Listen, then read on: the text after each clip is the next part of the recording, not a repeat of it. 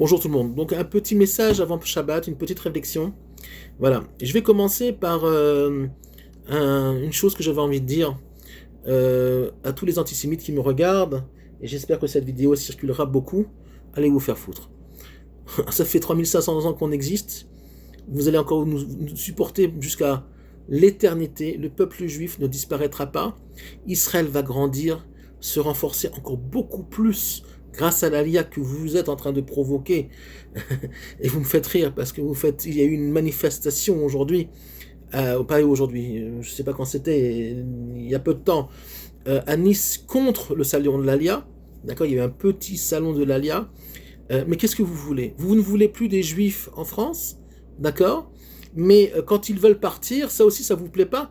Ah, peut-être que vous voulez qu'ils partent, peut-être en Thaïlande. Il y a des juifs qui ont pensé à ça d'ailleurs. Mais non, ils vont tous venir en Eretz Israël. En tout cas, une grande partie. Une partie ne veut pas faire partie ou ne peut pas faire partie, on va dire, de ce changement historique. Il n'y a rien de nouveau sous le soleil. 80% ne sont pas sortis d'Égypte. On prie pour que tout le monde sorte, mais ça va être très compliqué à mon avis, parce que beaucoup ne veulent pas. Ils se cachent sous un « je ne peux pas », mais en fait, c'est pas un « je ne peux pas », c'est « je ne veux pas ». Ah oui, ça demande des efforts. Effectivement, faire l'Aliyah demande beaucoup d'efforts. Demande, d'ailleurs, quand Yehoshua bin Nun a traversé le Jourdain pour rentrer en Eretz Israël, le Jourdain s'appelle le Yarden. En hébreu, Yarden, c'est le Shoresh. La source du mot Yarden, c'est Yud, Resh, Dalet, qui veut dire la Redet. Descendre. Oui, il faut descendre de niveau. Ah non, moi je ne veux pas. Mais vous savez ce que va devenir l'Europe, chers amis? Ce qu'elle est déjà en train d'être? Réfléchissez. Vous ne voulez pas descendre de niveau, mais ce n'est pas de descendre de niveau que vous allez subir. C'est descendre du 4e étage au 2e ou au 1er étage, et là, c'est même pas dans le parking que vous allez descendre. C'est dans les fondations du parking, dans l'obscurité la plus totale. Malheureusement, les Européens, pour beaucoup, ne comprennent pas qu'ils soutiennent une population sous un prétexte de cause palestinienne, sous un prétexte de génocide et de famine, alors qu'il y a 1000 camions de nourriture qui rentrent tous les jours à Gaza, et que les Tunisiens, eux, laissent mourir des migrants transsahariens qui sont en train de mourir sur les plages de Tunisie et de Libye, ça personne n'en parle. Des centaines meurent de faim et de soif sur les plages de Libye et de Tunisie. Personne s'en occupe. Avez-vous vu une flottille pour les aider? Avez-vous vu un mouvement international pour leur amener à boire et à manger? Non. À Gaza, oui, il y a. Pourquoi? Parce que face à cette population, il y a quoi? Il y a des juifs. D'accord? Et ça, on n'aime pas. Ah non, les juifs nous font chier. Depuis qu'ils existent, mais on est là pour toujours. Donc, ne vous inquiétez pas, nous, les prophètes d'Israël, ont promis. Les prophètes d'Israël ne sont que les porte-paroles de l'infini. Nous ont promis, et les promesses se réalisent. C'est pas qu'elles vont se réaliser, elles se réalisent depuis déjà assez longtemps. Le retour d'Israël sur sa terre, comme l'a prévu d'ailleurs Rashi, qui n'était pas prophète, mais qui avait l'Esprit Saint.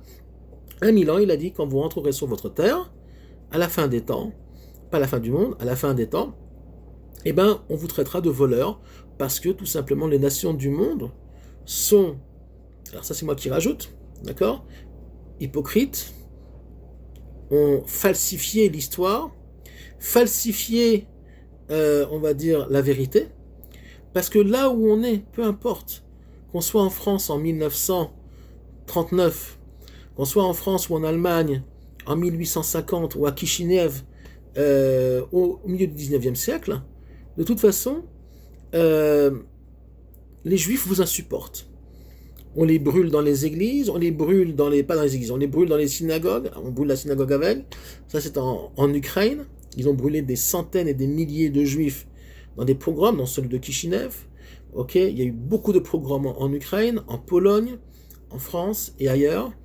Quand ils veulent retourner sur la terre, on leur dit « Vous n'êtes pas des Européens, vous n'avez rien à faire ici. » Mais quand le peuple juif finalement se réveille, comme les prophètes l'avaient prévu, et disent « Finalement c'est l'heure de retourner sur notre terre, mais ça non plus, on ne peut pas. Parce que cette terre-là, ok, a, soi-disant, il y avait une population, soi-disant, qui était là avant nous. Ce qui est archi faux, historiquement archi faux. Il n'y avait personne en Israël il y a 150 ans. Personne.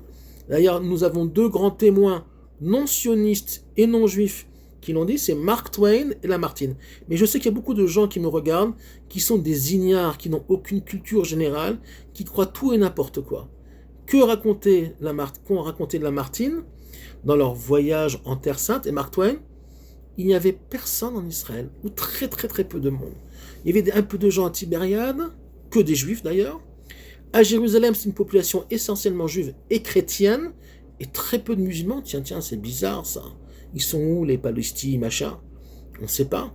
À Yafo, une population arabe et juive. À Saint-Jean d'Acre, et pratiquement c'est tout. Et à Méron, où c'est une population essentiellement juive. Et à Beersheba, quelques bédouins.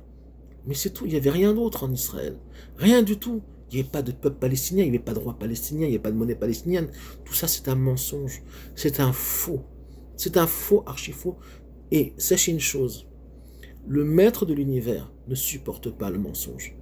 Surtout quand ça concerne un peuple qui est honnête, même si on a eu nos travers, on a eu nos manquements, mais on a toujours prié pour Jérusalem. On est le seul peuple qui a prié pour Jérusalem. Dans la Haggadah de Pessah, à Pessah, la fête de Pessah, à la fin de la Haggadah, on dit l'an prochain à Jérusalem. Alors il y en a pour qui c'est un peu hypocrite, parce que quand c'est l'heure du retour, finalement, ils se débinent, d'accord, alors qu'ils pourraient, parce qu'il y en a beaucoup qui se cachent sur je ne peux pas, mais je ne veux pas, surtout. Mais ça, c'est pas grave. L'histoire va parler d'elle-même, d'accord, et que finalement, les choses se font. Le train est déjà parti. Et le train ne s'arrêtera pas jusqu'à ce qu'on arrive non seulement au troisième temple, la reconstruction du Beth Amikdash, et c'est beaucoup moins loin que vous croyez. Okay, l'évacuation de ce qui est en trop ici au niveau de population, on ne veut pas les tuer, on ne veut pas de mal, on ne veut pas faire de génocide, c'est pas vrai. Mais juste que les choses soient en place. Ceux qui n'ont rien à faire et rien à voir avec la terre d'Israël doivent partir, et ils partiront. Ça fait 3500 ans que la Torah a été donnée, que la Torah nous a prévenus de tout ce qui allait passer à la fin, tout ce qui va aller se passer à la fin des temps. On le sait par Esav et Ishmaël. Tous ceux qui ont étudié la Torah correctement savent très bien que Ishmaël et Esav sont deux frustrés, deux frères. Un, c'est le frère de Yaakov, Esav, et Ishmaël est le demi-frère seulement de Yitzhak. Deux qui n'ont pas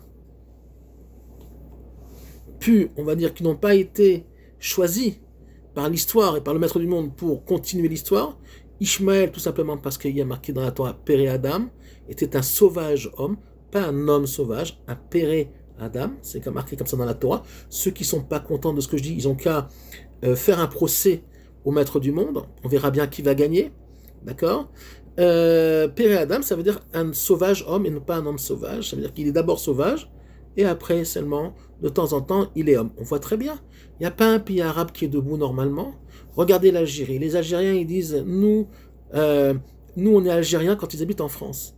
Mais c'est normal, regardez ce que c'est l'Algérie, c'est une poubelle à ciel ouvert. Rien ne marche, une corruption monumentale, prostitution, drogue, violence. L'Algérie, c'est rien. C'est un amas de rien du tout. C'est un amas de violence. C'est un amas de... Ils n'ont rien fait, ils n'ont rien inventé. Ni prix Nobel, ni invention, rien. Zéro.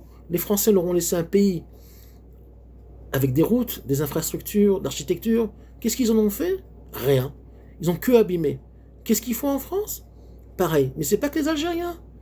C'est ces populations-là qui se plaignent du matin au soir, d'accord? Maintenant, ils soutiennent une cause encore fantoche, mais regardez ce qu'ils ont fait. Regardez le Liban. Le Liban a été un très beau pays, mais pas très longtemps. un pays qui n'existe pas à la base, historiquement parlant. Il faut savoir que c'est les Français qui ont inventé le Liban. D'accord? Ils ont créé un pays avec des ethnies différentes. C'est pour ça qu'ils se sont entretués dans les années 70, parce que finalement, les Palestiniens, évidemment, ont mis leur grain de sable là-bas. Et là où ils sont passés, ils ont créé le chaos. Ça, c'est en passant, en Jordanie aussi. Mais à la base, c'est un pays qui n'existe pas au niveau de la population. C'est plusieurs populations très différentes, des Druzes, des chrétiens, des musulmans, des chiites, des sunnites. Et finalement, ils ne s'entendent pas. Pouvez-vous me donner un pays normal, musulman? Peut-être le Maroc. Peut-être le Maroc. Pays arabe, pardon, pas musulman, parce qu'il y a des pays musulmans qui vont très bien. Mais, à part le Maroc, parce que le roi du Maroc, il y a une tradition chez eux, d'ailleurs, de protéger les juifs. Et ils ont une certaine bénédiction du ciel, parce qu'ils n'ont pas fait du mal aux juifs depuis 150 ans. Il y a eu des périodes où ils ont fait du mal. Mais il y a eu des rois, ces 3 dernières générations, qui ont été favorables au peuple juif. C'est pour ça qu'ils sont plus ou moins protégés. Mais à part ça, la Tunisie, c'est quoi aujourd'hui? Rien.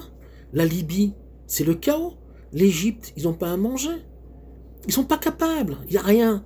C'est de la mayonnaise qu'ils ont dans la tête. Une mayonnaise qui a déjà périmé. Il n'y a rien. La Torah nous l'a dit, ce sont des peuplades de rien. Je n'ose même pas vous dire ce que le Zohar est dit. Là où ils vont, ils mènent le chaos. Regardez l'histoire actuelle et les Européens les aident. Pourquoi? Parce que la haine d'Israël, qui est culturelle depuis 2000 ans dans le monde occidental, est tellement grande. La Shoah, finalement, n'a pas réussi à se mettre en place complètement, puisque nous sommes renés, comment dire, j'ai oublié mon français, on a rené de nos cendres, d'accord, ok, comme les papillons. On est passé d'une chenille à un cocon, et du cocon à un papillon. C'est ça le peuple juif. On est tout le temps en mouvement, on est tout le temps en renouveau. On est comparé à la lune, comme la lune. Parfois elle est basse, elle se dévoile de façon très mince, très discrète, jusqu'à la pleine lune, et elle redisparaît. C'est ça le peuple juif. Nous sommes comparés à la lune. Les nations d'Israël sont comparées au soleil. Ils sont toujours là, ils brillent toujours, mais il n'y a pas de renouveau. Il n'y a rien de nouveau sous le soleil, nous dit le roi Salomon. Pourquoi? Parce que finalement, vous voyez bien, même après la Shoah, finalement les vieux démons renaissent, et que finalement se cache derrière l'antisémitisme un antisionisme finalement qui a meilleure figure soi-disant, mais finalement les enfants de Nice, de Nice finalement pleurent dans leur maison. Alors vous allez me dire, oui, mais vous voyez ce que vous faites à Gaza. Je vais vous dire une chose.